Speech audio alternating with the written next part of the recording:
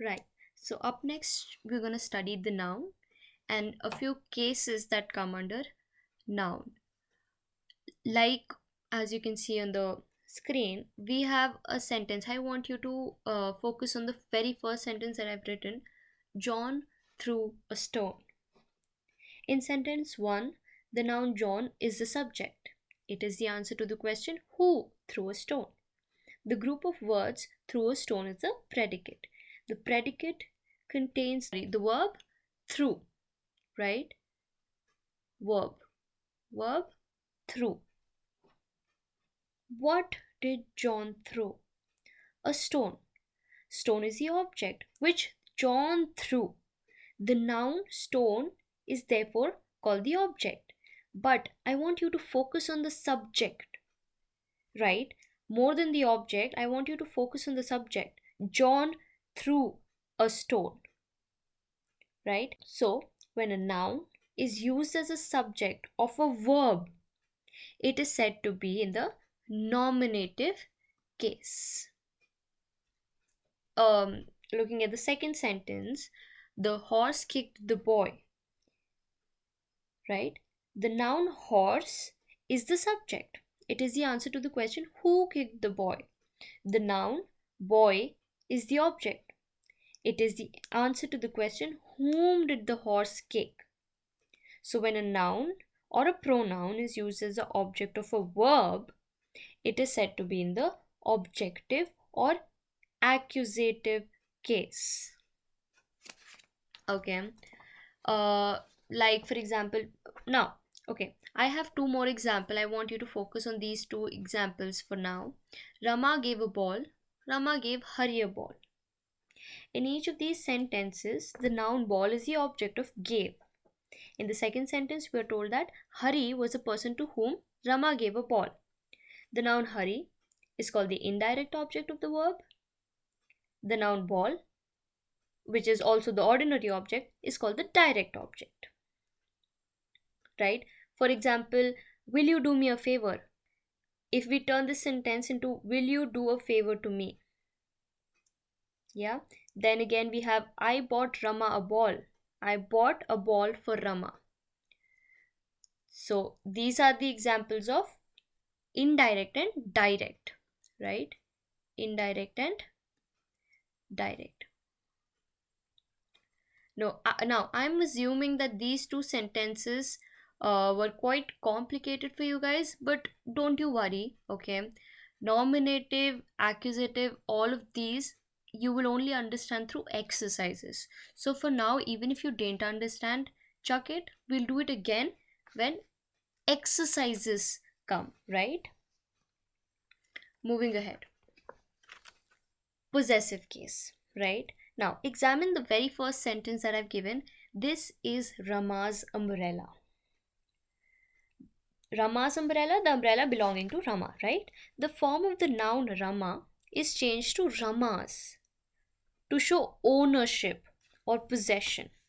The noun Ramas is therefore said to be in the possessive case or also called genitive case. Possessive case is also called genitive case. For example, Shakespeare's play. We may write it as the plays written by Shakespeare. Shakespeare's play. Or the love felt by a mother. A mother's love. The speech delivered by the president. The president's speech. The possessive case does not always denote possession. It is, sometimes also used as authorship, origin, kind, etc. Right? Now, I want you all to notice one thing. Whenever you write the word president, make sure that you write P as capital. Okay, just wanted you all to know. Now, moving ahead, we have nouns in apposition. Apposition is nothing but placing near. Okay, don't get confused by the word placing near. Right. Now, I want you to examine the very first sentence. Rama, our captain, made 50 runs. We see that Rama and our captain are one and the same person. The noun captain follows the noun Rama simply to explain which Rama is referred to. right? When one noun follows another to describe it, the noun which follows is said to be in apposition to the noun which comes before it, right? For example, we have Kabir, the great reformer, was a weaver. Who is the great reformer? No one but Kabir, right? For example, yesterday I met your uncle, the doctor. Uncle and doctor are the same people, right? So these kind of sentences we call it nouns in apposition, right? So this is basically it when it comes to nouns and the cases of it. Also, I want you all to go through each and every sentences, not the definition of all the words that I just used, all the examples that I have shown you in the previous slides, okay? And examine the sentences. Do not fear what word is defined as what. Just go through the sentences, and when we'll do the exercise in just one sentence, you'll be able to, clarify most of the definitions, right? Now, in short, I want you to understand what the word adjective basically means, nothing but added to, right? An adjective is nothing but a word used with a noun to describe or point out the person, animal, place, or thing which the noun names, or to tell the number or quantity, right? For example, we have Sita is a clever girl. Girl of what kind? Clever. Another example we have I don't like that boy. Which boy? That boy. He gave me 5 mangoes. How many mangoes? 5. There is little time for presentation.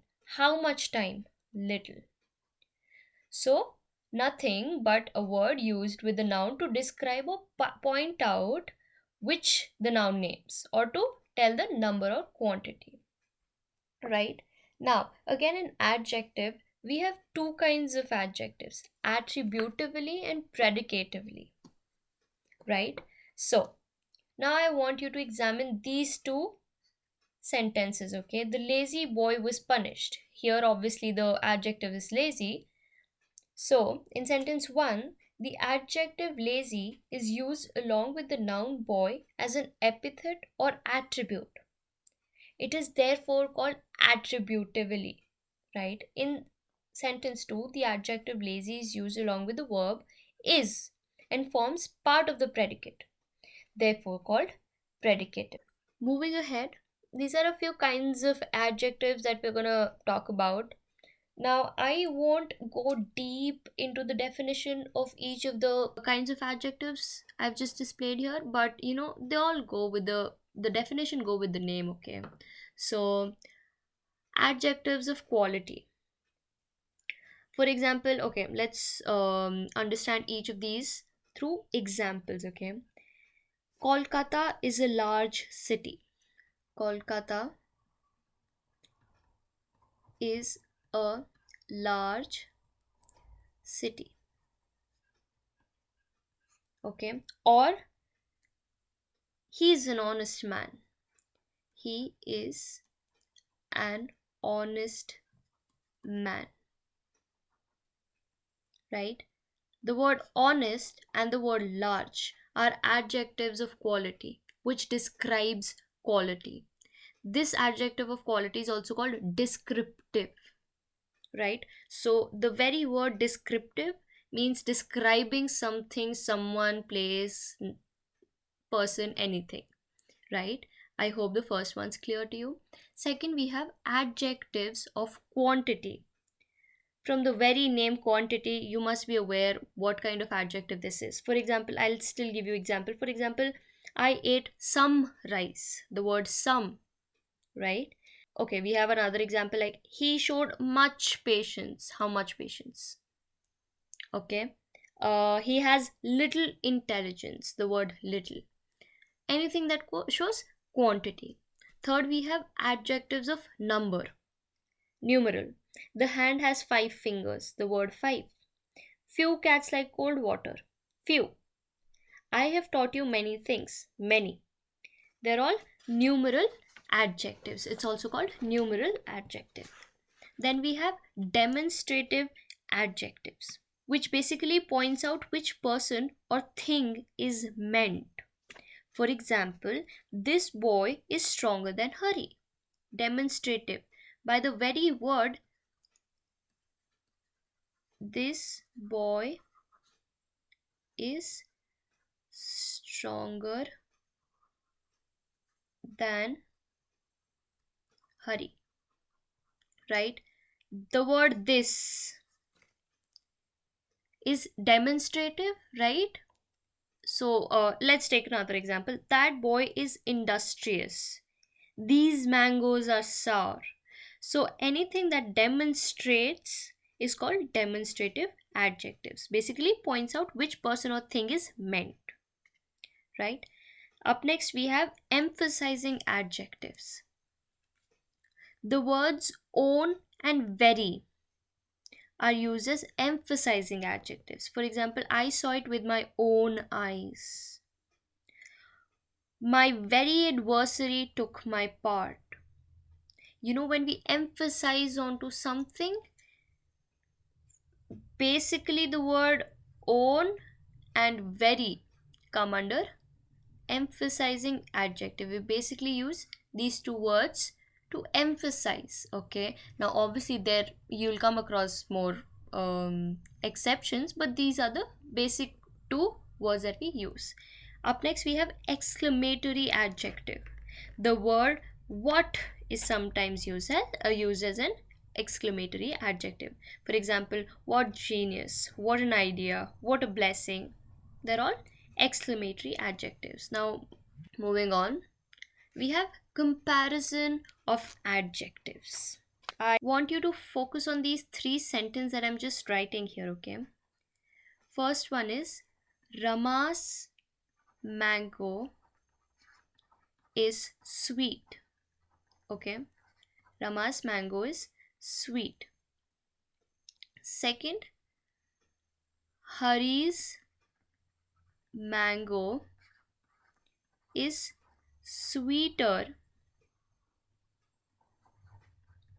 than Rama's.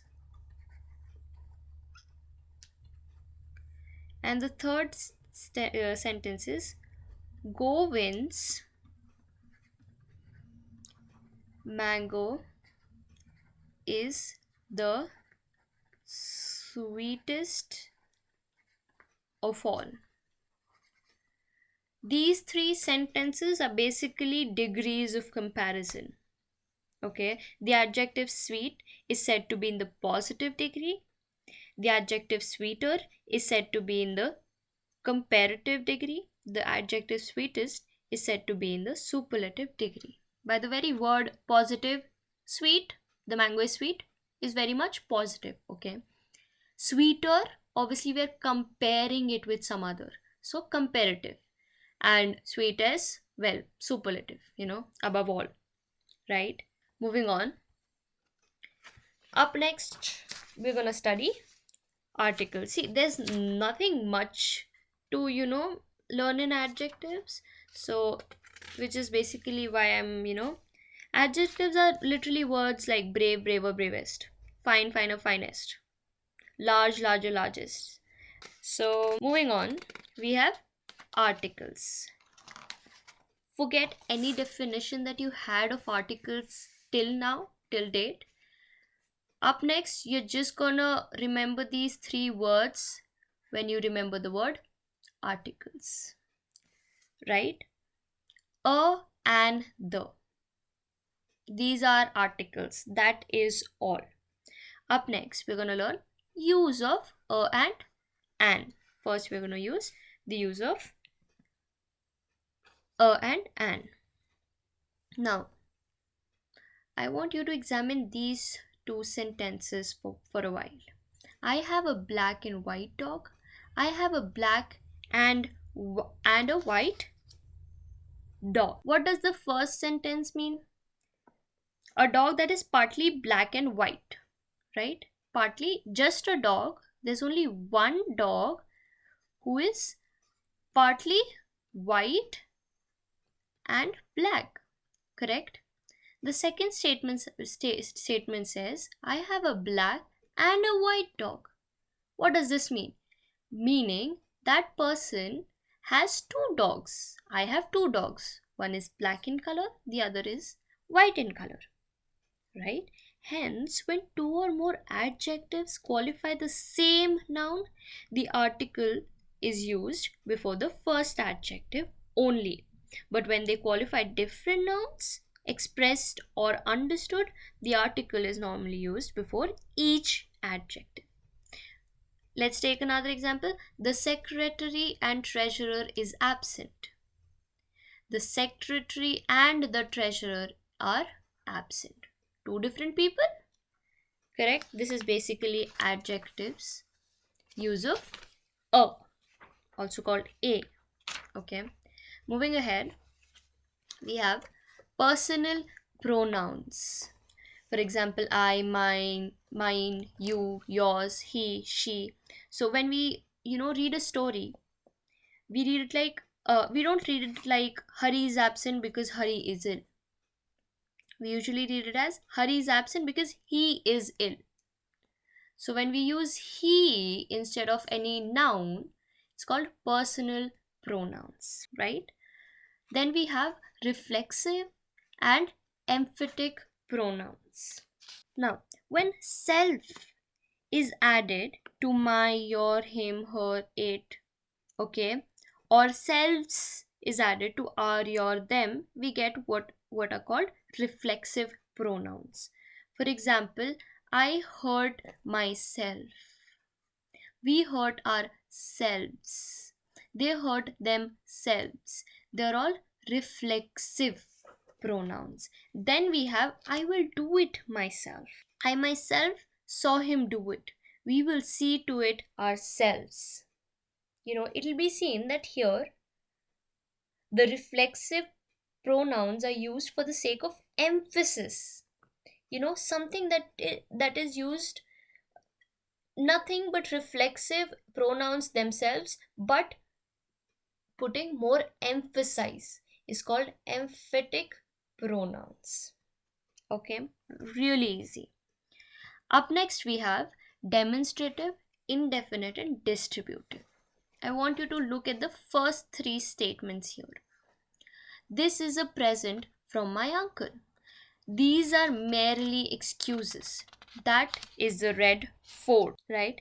So the word this, these, that, they're demonstrating some things. This is a present from my uncle. Something is there.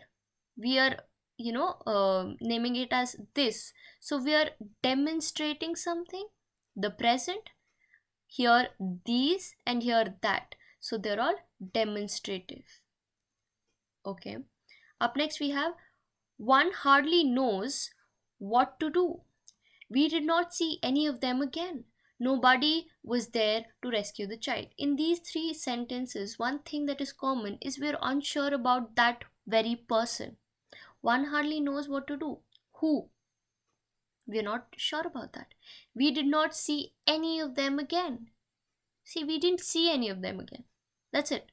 Nobody was there to rescue the child. Nobody. Right? They're all indefinite. They're all indefinite. Okay? Like we're very unsure about who that person is. That comes under indefinite pronouns. Up next we have each of the boys gets a prize. The word each. Each took it in turn. Either of you can go. They're all very obvious. Each, like every. So this goes by the very word distributive, right? I hope I don't have to literally define the word distributive and then distributive pronouns together. I mean, it goes by the very word. Moving ahead, we have relative pronouns. Very easy, okay? Very easy. I want you to examine these two sentences together. I met Hari. Hari had just returned. I met Hari who had just returned. Do you see? Do you see the change? For example, here is the book. You lent me the book. Here is the book that you lent me. Okay? Now, examine the very first sentence. I met Hari. Hari had just returned. Now, if we combined the two sentences, it becomes I met Hari who had just returned. So we are relating these two sentences to make one. Similarly, we're doing the same in here. Here is the book, you lend me the book. Relate the two. Here is the book that you lent me. The word that. Hari who had just returned, right? These are called relative pronouns. Up next, we have interrogative pronouns. Relative pronouns, but in the interrogative form. Nothing but anything that ends with a question mark. Relative pronouns itself, but interrogative form, right? So these are basically the kind of pronouns, uses of pronouns, and everything that I had to teach you. Okay. Um, Up next, we'll study in the next, you know, class. We'll study about verbs, more about verbs. We'll look into verbs more. So this was basically it for pronouns. I hope you understand. Pronouns are really easy. Kinds of pronouns and all of these are very easy. Okay. Verb might become a little complicated, but we'll cover that up as well. So this is basically it for today's class. I hope you're all safe. Take good care of all of your loved ones and yourself as well. Thank you so much.